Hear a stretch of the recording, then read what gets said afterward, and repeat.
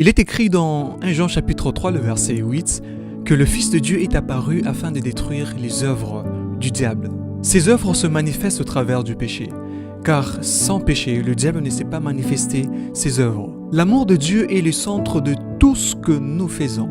Et de la même façon, les œuvres du diable sont centrées sur une chose, la haine. Depuis l'entrée du péché dans ce monde, les choses ont totalement changé.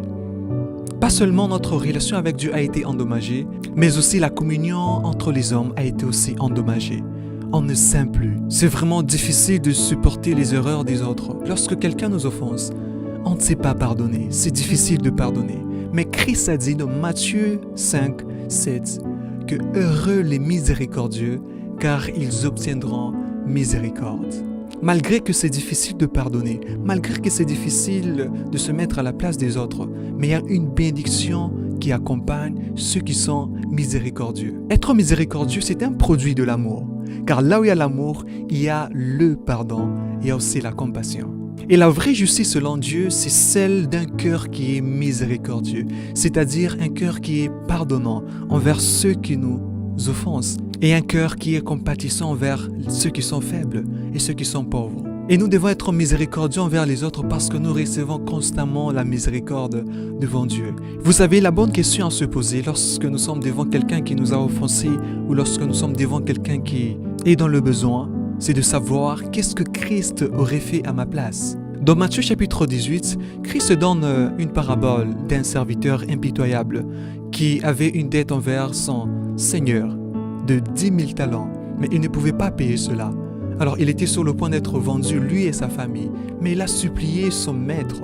Et son maître a eu compassion envers lui, il lui a laissé aller et a même payé toute sa dette. Mais en sortant, ce serviteur a rencontré un de ses compagnons qui lui devait aussi de l'argent. Mais qu'est-ce qu'il a fait? Il a pris ce compagnon, il l'a suivi, il l'a étranglé jusqu'à ce qu'il avait payé toute sa dette. Et malgré que ce compagnon l'avait supplié, il n'avait pas eu compassion envers lui. Et lorsque le maître de ce serviteur a appris comment ce serviteur avait traité son compagnon, il lui a aussi traité de la même façon.